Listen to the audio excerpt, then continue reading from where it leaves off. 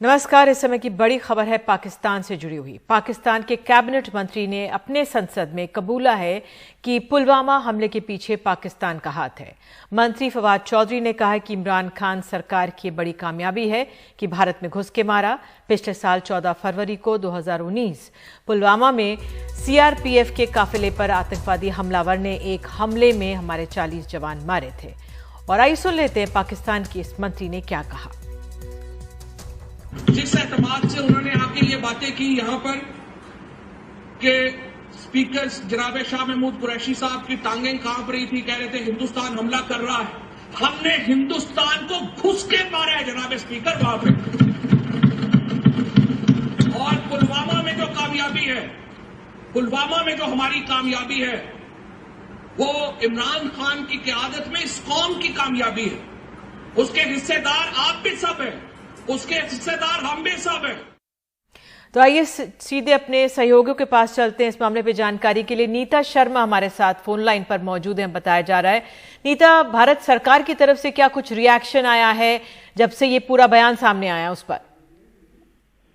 निधि, ये पाकिस्तान के अंदर की बात है, लेकिन भारत तो शुरू से ही बोल रहा है कि जो पुलवामा का अटैक हुआ था वो पाकिस्तान से ही करवाया गया था। जो एनआईए ने इन्वेस्टिगेशन की थी, उन्होंने पूरी बारीकी से हर बात को जो है उसे सिरे तक उसकी इन्वेस्टिगेशन की थी। किस तरह से आतंकवादी सीमा पार से आए थे और यहाँ पर आकर उन्होंने बॉम्ब जो है वो असेंबल किए थे गाड़ी में, और फिर उसके बाद जो है वो धमाका हुआ था।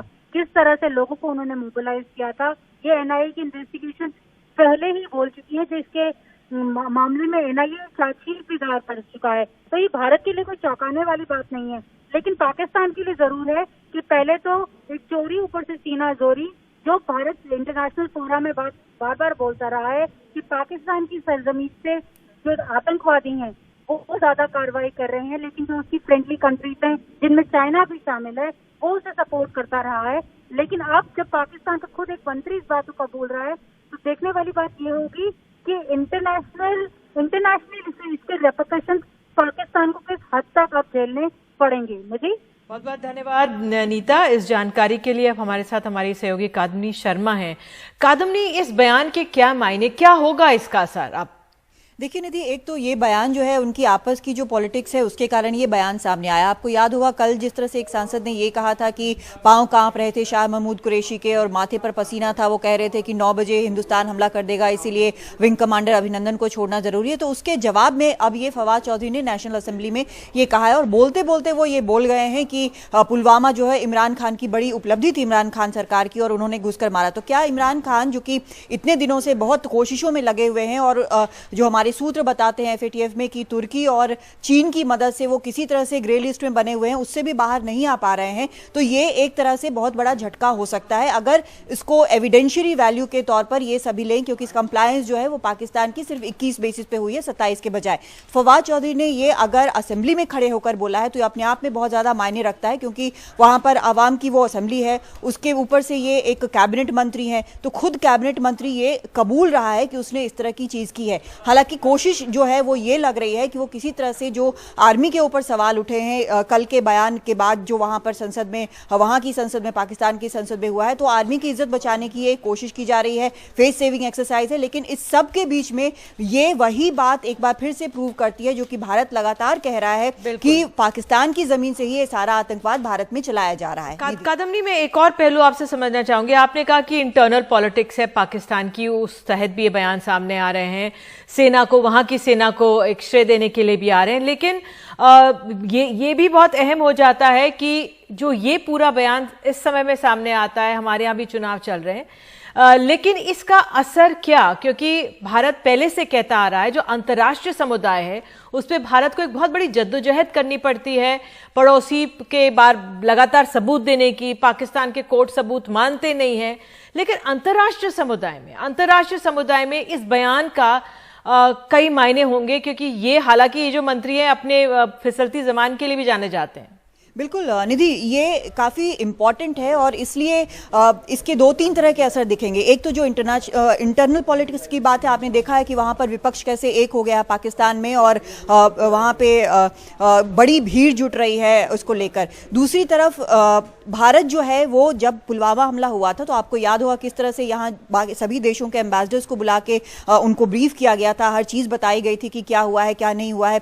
बालाकोट में जो ऑपरेशन भारत ने किया उसके बाद भी ये किया गया। तो एक भारत जो है वो बहुत साफ है अपने अप्रोच में और अपने सबूतों में कि क्या हिसाब किताब चल रहा है। और आपने देखा हो कि भारत लगातार इंटरनेशनल फोरम पे काफी कंसिस्टेंट रहा है पाकिस्तान के इन हरकतों को कॉल आउट करने को लेकर। तो भारत जो है लगातार ये कह रहा है, अब इंटरनेशनल फोरम में जो इंटरनेशनल एजेंसियां हैं, बाकी जो देश हैं, वो भी काफी हद तक मानते हैं। लेकिन क्या फवाद चौधरी का जो ये बयान है उतना वेट कैरी करेगा? एक और असर जो हो सकता है वो ये कि चुनावों में अलग अलग तरह से इस चीज़ की बात सामने आए, इसकी प्रतिक्रिया कहीं ना कहीं सामने आए, वो भी एक चीज़ हो सकती है। लेकिन भारत के लिए एक तरह से ये रीअफर्मेशन है उस चीज़ का जो भारत लगातार कहता रहा है, सबूत देता रहा है। और पाकिस्तान के कोर्ट जो हैं वो किस तरह से ऑपरेट कर रहे हैं, कुलभूषण जाधव के केस से बिल्कुल साफ हो जाता है। बिल्कुल कादम्बनी, बहुत बहुत धन्यवाद इस जानकारी के लिए। और अब हमारे साथ फोन लाइन पर ब्रिगेडियर रिटायर्ड राहुल भोसले, रक्षा मामलों के जानकार हैं। भोसले साहब, आप किस तरह से इस बयान को देख रहे हैं?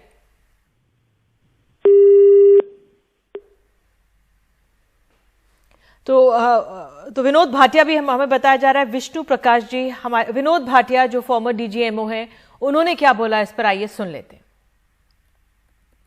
ये उनके मिनिस्टर बोल रहा है। उस मिनिस्टर के बोलने पर पार्लियामेंटेरियंस जो है पाकिस्तान के वहां पर ताली बजा रहे हैं। ये बहुत बड़ी चीज है। तो ये देखना पड़ेगा अभी कि इसके आगे हम क्या करते हैं। पाकिस्तान ने ये कबूल कर लिया है, अभी उन्होंने माना है कि वो टेररिज्म फैलाते हैं और अभी पाकिस्तान को FATF की ब्लैकलिस्ट में डालना चाहिए, उसके अगेंस्ट सैंक्शन देने चाहिए और उनको जवाब देना चाहिए कि उन्होंने पुलवामा में क्या किया। बिल्कुल, पुलवामा में क्या किया और पाकिस्तान का एक तरह से जो ये कबूलनामा सामने आया है वो अंतर्राष्ट्रीय समुदाय के सामने जो भारत का पक्ष है उसको फिर से मजबूत करता है। हमारे साथ विष्णु प्रकाश जी भी हैं, पूर्व राजनयिक हमारे साथ हैं। सर, आप जो फवाद चौधरी का जो ये बयान आया है पाकिस्तान की संसद में कि पुलवामा के पीछे पाकिस्तान का हाथ है, कितना मजबूती देता है भारत के इस पक्ष को कि सरहद पार से लगातार आतंकवाद आता रहा है? देखिए, उन्होंने ये भी कहा है कि उन्होंने सफलता हासिल की है और उन्होंने सबको बधाई दी है। तो ये जो पाकिस्तान की सफलता है ये बहुत बड़ी सफलता है, क्योंकि ये लोग देखिए सफलता की तो इनकी कामयाबी की तो मिसालें बहुत हैं। इन्होंने अपने देश, आधा देश खो दिया सफलता से। इन्होंने FATF में सफलता से घुस गए। इनकी सफलता ये थी कि बालाकोट हुआ।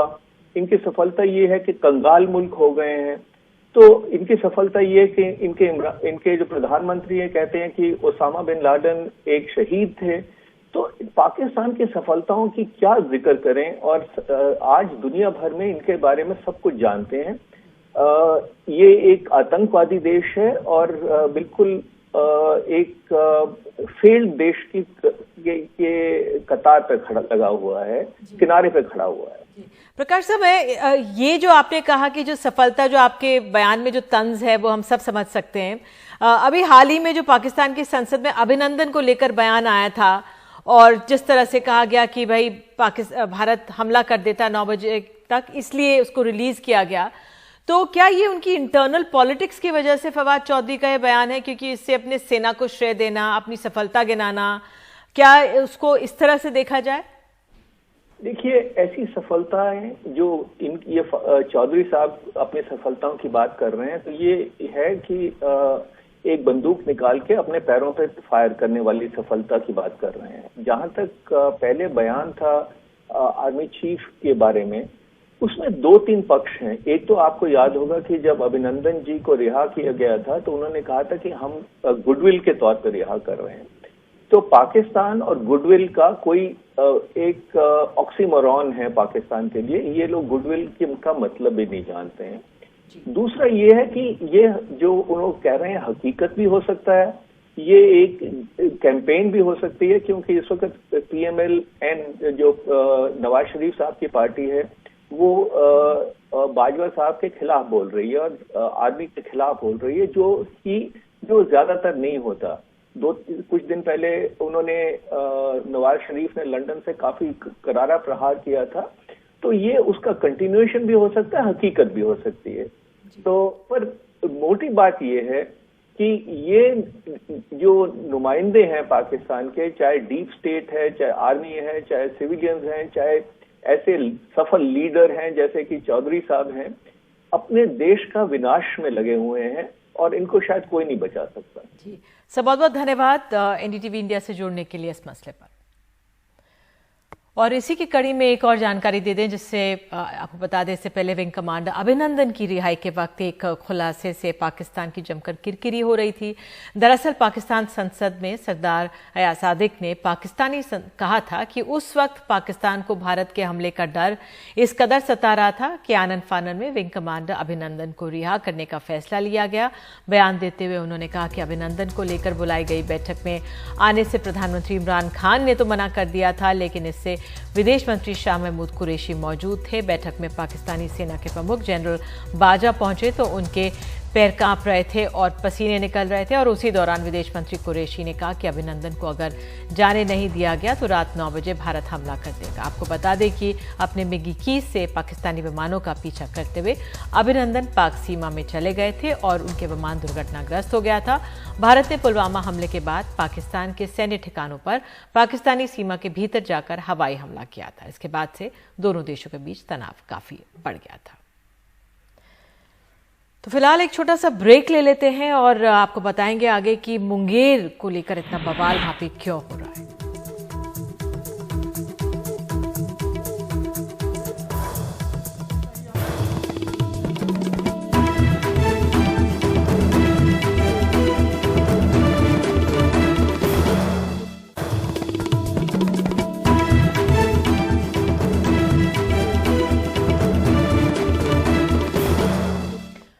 और बिहार के मुंगेर में तनाव बना हुआ है। मुंगेर बंद की अपील के दौरान बाजार बंद भी है। मूर्ति विसर्जन के दौरान हिंसा, लाठीचार्ज, फायरिंग के विरोध में पूरे शहर में प्रदर्शन हो रहे हैं। प्रदर्शन में शामिल युवकों ने एसपी कार्यालय में नारेबाजी की, पथराव भी हुआ है।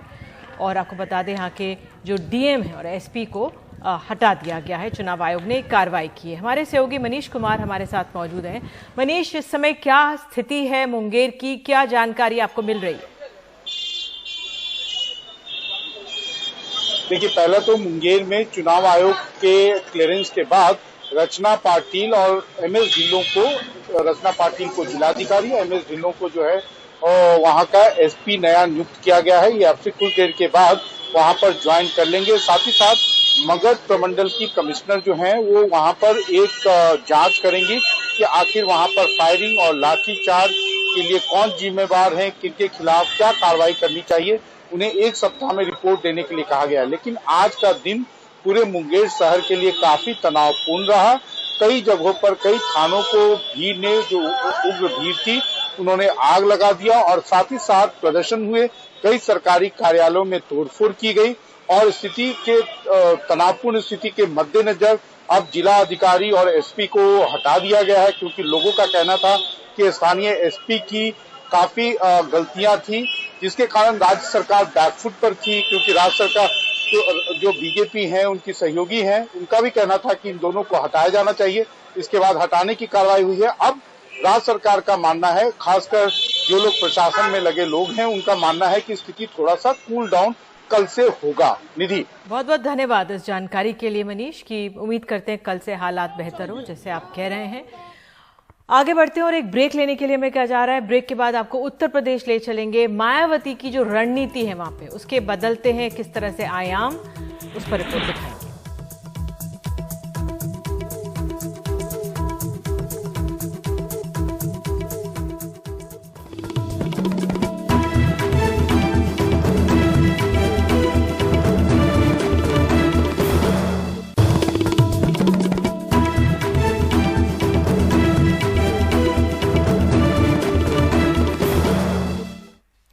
बीएसपी के 7 विधायकों के अखिलेश यादव से मिलने से नाराज मायावती ने ऐलान कर दिया है कि अब एमएलसी चुनाव में समाजवादी पार्टी को हराने के लिए बीजेपी को भी वोट दे सकती हैं। इस पर योगी सरकार के एक मंत्री ने कहा है कि मायावती जी बिल्कुल चिंता ना करें, बीजेपी ने उनको पहले भी मुख्यमंत्री बनाया है, अभी भी वो उनकी पूरी सुरक्षा करेगी। लेकिन समाजवादी पार्टी का कहना है कि मायावती ने आज के बयान के बाद उनसे बीजेपी से ढके छिपे रिश्ते अब खुलकर सामने आ गए हैं। कमाल खान की रिपोर्ट।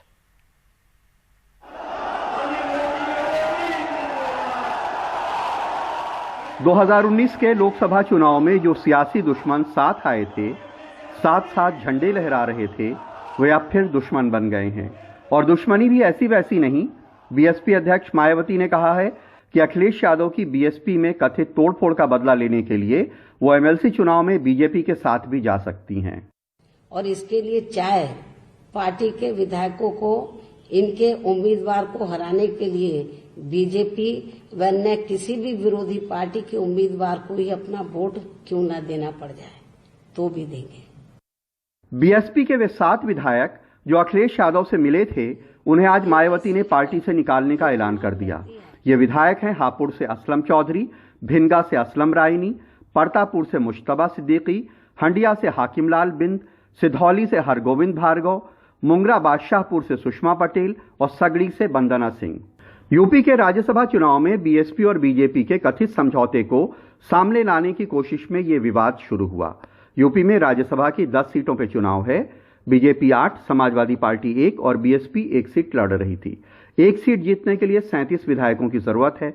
बीएसपी के पास सिर्फ 15 वोट हैं, यानी जरूरत से 22 कम। बीजेपी के पास उसकी जरूरत से 24 वोट ज्यादा थे।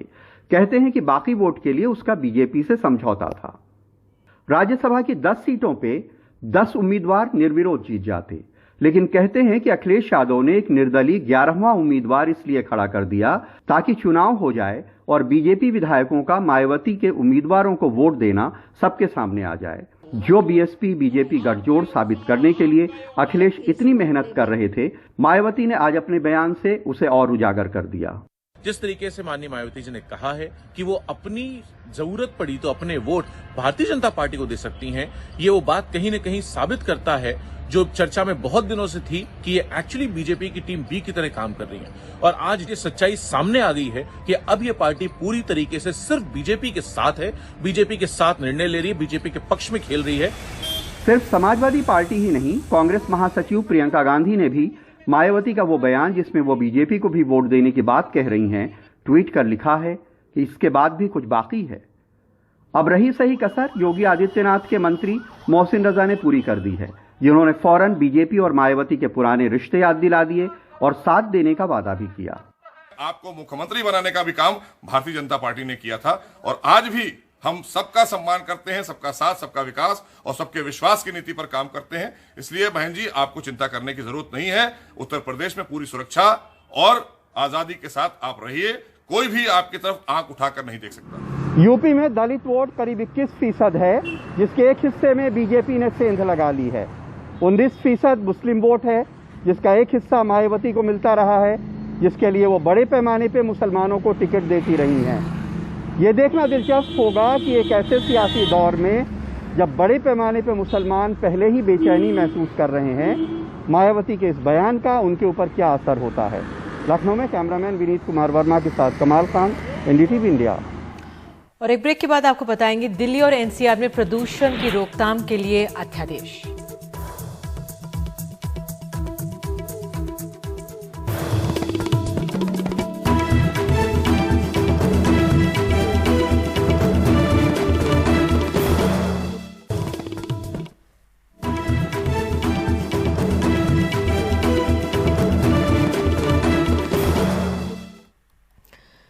तो हरियाणा के पास बल्लभगढ़ में एक छात्रा को गोली मारने के दौरान जो दोनों लोग थे 14 दिन की न्यायिक हिरासत में आज भेज दिए गए हैं। इस बीच नूह के कांग्रेस विधायक आफ्ताब आलम का कहना है कि आरोपी तौसीफ से उनका कुछ लेना देना नहीं है। तौसीफ ने ही मेरे भतीजे या भाई वो सिर्फ मेरा रिश्तेदार है।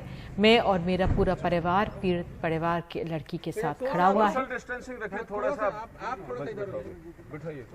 और अब प्रदूषण से जुड़ी हुई खबर, केंद्र सरकार और दिल्ली और एनसीआर में प्रदूषण को रोकथाम के लिए अध्यादेश लेकर आ गई है। सुप्रीम कोर्ट में उसने वादा किया था कि 2-3 दिन में इस मामले में कानून आ जाएगा। सुप्रीम कोर्ट ने कहा है कि वो अध्यादेश देखने के बाद अगली सुनवाई करेगा। दिल्ली में दिन कुछ धुंधले से हो गए हैं। धूप और धरती के बीच जैसे प्रदूषण की परत बिछी हुई है। आसपास के राज्यों की पराली हो या गाड़ियों का धुआं, दिल्ली एनसीआर की सांसें खतरे में हैं। इन सब को देखते हुए केंद्र सरकार ने अध्यादेश जारी किया, जिसे राष्ट्रपति की मंजूरी भी मिल गई। अध्यादेश के मुताबिक राजधानी दिल्ली और आसपास के इलाकों में वायु प्रदूषण पर नियंत्रण के लिए एक आयोग बनेगा। आयोग में कुल 17 सदस्य होंगे। आयोग लगातार अपने काम और रिपोर्ट की जानकारी संसद के पटल पर रखेगा। आयोग में दिल्ली, पंजाब, हरियाणा, राजस्थान और यूपी से एक सदस्य होंगे। अब ये सिर्फ आयोग ही वायु प्रदूषण संबंधी आदेश और निर्देश जारी करेगा। इस आयोग के पास कहीं भी और किसी भी फैक्ट्री, उद्योग धंधों में जाकर जांच के अधिकार होंगे। इस आयोग के पास 5 साल तक सजा देने और 5 करोड़ रुपए तक जुर्माना लगाने के अधिकार होंगे। कि ये दिल्ली और एनसीआर के प्रदूषण को समाप्त करने की दिशा में उठाया गया एक महत्वपूर्ण कदम है। ये कमीशन के पास पूरी ताकत होगी और इसलिए वो इफेक्टिवली काम कर सकती है in adjoining areas also. Supreme court में केंद्र सरकार ने इस अधिसूचना की जानकारी दी। अदालत ने कहा, हम अध्यादेश देखेंगे, याचिकाकर्ता भी देखेंगे, इस पर अगले शुक्रवार को सुनवाई करेंगे। सुप्रीम कोर्ट ने मजाकिया लहजे में यह भी कहा कि आप अपनी खूबसूरत कारों का इस्तेमाल बंद करें, क्योंकि जानकार कहते हैं प्रदूषण बस पराली की वजह से नहीं है, साइकिल से आया जाया करें। ये आयोग केंद्र सरकार द्वारा नियुक्त एक अध्यक्ष के नेतृत्व में होगा, जिसमें पंजाब, हरियाणा, राजस्थान और उत्तर प्रदेश के प्रतिनिधि भी शामिल होंगे। माननीय सर्वोच्च न्यायालय इस अध्यादेश की जांच करेगी, इसलिए सुनवाई 6 नवंबर तक के लिए स्थगित कर दी गई है। सुप्रीम कोर्ट के लगातार दबाव के बाद आखिरकार केंद्र सरकार दिल्ली और एनसीआर के प्रदूषण से निपटने के लिए एक अध्यादेश तो ले आई, लेकिन उसकी चुनौतियां अभी खत्म नहीं हुई हैं, क्योंकि उस अध्यादेश को अब देश की सबसे बड़ी अदालत सुप्रीम कोर्ट की कसौटी पर खरा उतरना होगा। नई दिल्ली से सौरभ शुक्ला के साथ आशीष भार्गव, एनडीटीवी इंडिया। और सुप्रीम कोर्ट की कार्रवाई आपको बता दें, सुप्रीम कोर्ट ने आज एक बड़ा फैसला दिया है। उसने कहा है कि एनडीपीएस एक्ट के तहत पुलिस अफसर को दिया गया इकबाल या बयान अब सबूत नहीं माना जाएगा। एनडीपीएस यानी narcotics, drug and psychotropic substance act 1985। तो ये भी कहा गया है, आरोपी को दोषी ठहराने के लिए ऐसा बयान मान्य नहीं होगा। और इस खबर के साथ फिलहाल अभी के लिए इतना ही। आगे आप देखिए बिंदास क्रिकेट। नमस्कार।